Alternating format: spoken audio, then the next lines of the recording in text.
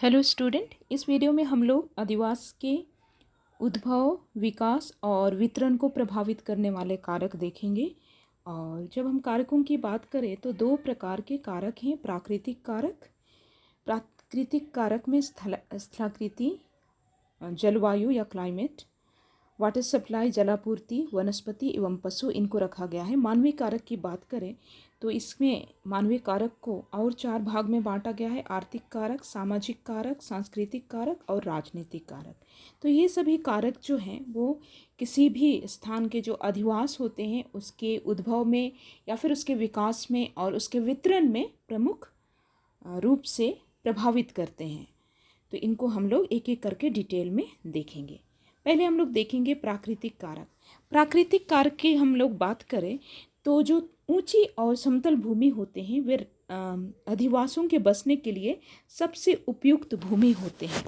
यदि हम लोग देखें तो जितने भी हम समतल भूमि होते हैं वहाँ पर क्या होता है, वहाँ पर आसानी से परिवहन बनाए जा सकते हैं, सड़क मार्ग बिछाए जा सकते हैं, वहाँ पर सिंचाई की सुविधा होती है, बड़े बड़े खेत बनाए जा सकते हैं। और इसके अलावा उपजाऊ मिट्टी की जो आवश्यकता होती है यदि समतल भूमि के साथ हमें मिल जाए तो ये कृषि के लिए भी उपयुक्त होता है। इसलिए जितने भी बड़े महानगर होते हैं वे बड़ी संख्या में कहाँ पर पाए जाते हैं, वे समतल क्षेत्रों में ही पाए जाते हैं। दूसरी और यदि हम लोग देखें जो निचाई वाले क्षेत्र हैं या बाढ़ वाले क्षेत्र हैं या जो जल भराव वाले क्षेत्र हैं वहाँ पर लोग रहना पसंद नहीं करते हैं, इसलिए यहाँ पर अधिवास जो है हमें अधिक देखने के लिए नहीं मिलता है। और इसके अलावा हम लोग देखें तो जो कठोर चट्टानें होती है वे अच्छी होती है क्योंकि वहाँ पर कटाव से बचाव होता है, वहाँ पर मृदा का अपरदन अधिक नहीं होता है। उसी जगह पर हम लोग यदि ऐसे चूना पत्थर या डोलोमाइट जैसी जो चट्टानें हैं वे कोमल चट्टानें होती है, तो इस कारण से वैसे जगहों पर लोग रहना पसंद नहीं करते हैं। तो ये उसी के अनुसार हमें अधिवास भी देखने के लिए मिलते हैं। यहाँ पर कुछ चीज़ें हैं हमें इसको आप देख लेंगे, ये नोट्स मैंने भेज दिया है। आई होप ये आपको समझ में आ रहा है। दूसरा जो प्रमुख कारक है वो है जलवायु। जलवायु में देखिए जो अत्यधिक गर्म क्षेत्र होता है या ठंडा या अत्यधिक शुष्क क्षेत्र होता है जहाँ पर बहुत अधिक ठंडा लगेगा या बहुत अधिक गर्मी लगेगा वहाँ पर लोग रहना पसंद नहीं करते। यही कारण है कि जैसे सहारा क्षेत्र हो गया या फिर थार जो रेगिस्तानी क्षेत्र हम लोग जिसको कह सकते हैं वैसे क्षेत्र में लोग रहना पसंद नहीं करते हैं।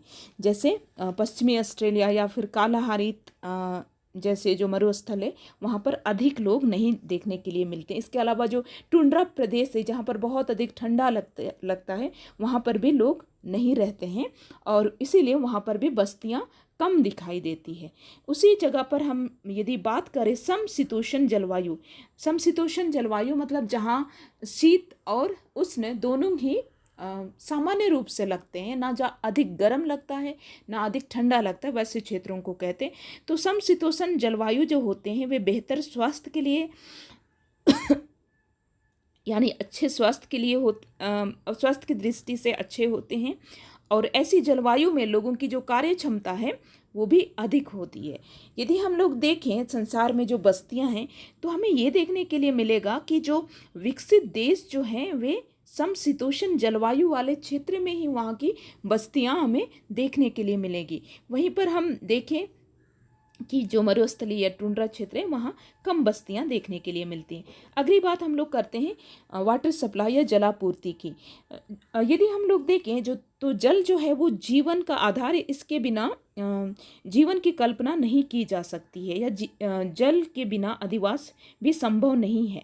यही कारण है कि किसी भी क्षेत्र में यदि सारी सुविधाएं हों लेकिन वहाँ पर जल ना हो तो उस जगह पर लोग नहीं रहेंगे, उस जगह पर लोग बसाव करना पसंद नहीं करते हैं।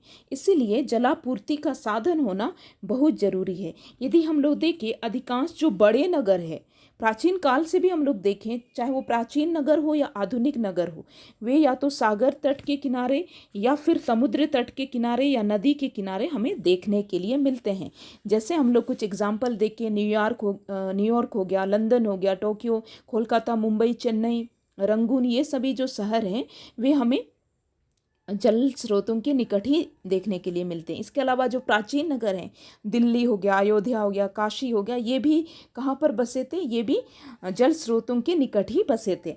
और उसी प्रकार से हम लोग मरुस्थल की बात करें तो मरुस्थलों में भी जो मरुस्थल में ही मरुस्थल के जो मरु उद्यान वाले क्षेत्र हैं, मरु उद्यान वाले क्षेत्र ऐसे क्षेत्रों को कहते हैं जो मरुस्थल में ऐसे क्षेत्र होते हैं जहाँ पर जल के स्रोत होते हैं, उसे हम लोग मरु उद्यान कहते हैं। तो उन्हीं स्रोतों में जहाँ पर मरु उद्यान होते हैं वहाँ पर लोगों की बस्तियां देखने के लिए मिलती है। नेक्स्ट हम लोग देखेंगे वनस्पति एवं पशु। जो प्राकृतिक कारक हैं उसमें से वनस्पति और पशु जो हैं वे प्रमुख भूमिका निभाते हैं। जैसे वे जहाँ पर वन होते हैं, क्योंकि वन वाले जो क्षेत्र हैं वे मुख्य रूप से भोजन की सामग्री वहाँ से लोगों को प्राप्त होती है, इसीलिए लोग वैसे जगहों पर रहना पसंद करते हैं जहाँ पर लोगों को भोजन की सामग्री मिले, जैसे मांस या फिर दूध, चमड़ा, ये सारी चीज़ें कहाँ से मिलती है? या तो वनस्पति से मिलती है या फिर पशु से मिलती है। इसलिए ऐसे क्षेत्रों में लोग रहना पसंद करते हैं, और क्योंकि इसके लिए वे लोग उस पर निर्भर रहते हैं और उसके द्वारा अपनी आवश्यकता को पूरी करते हैं। इसके लिए अलावा जो घरों का निर्माण होता है उसके लिए भी जो लकड़ी, बांस या फिर घास फूस है, ये चीज़ों की जो आवश्यकता होती है वो वनस्पति से हमें मिलती है। नेक्स्ट हम लोग देखेंगे इसी में कि ये भी देखा गया है जो हिंसक पशु वाले क्षेत्र होते हैं, जहाँ पर जंगल होते हैं और जहाँ पर हिंसक पशु होते हैं, वहाँ पर क्या होता है, लोगों का जो अधिवास है वो सघन रूप में देखने के लिए मिलता है। यानी कि लोग समूह में रहना पसंद करते हैं ताकि अगर जंगली जानवर आए तो उसका सामना वे खुल करके या फिर समूह में होकर के कर सकें, लोग एक साथ उसका सामना कर सकें। तो ये चीज़ें वनस्पति और पशु के रूप में अधिवास को प्रभावित करते हैं। ये सारी चीज़ें हैं।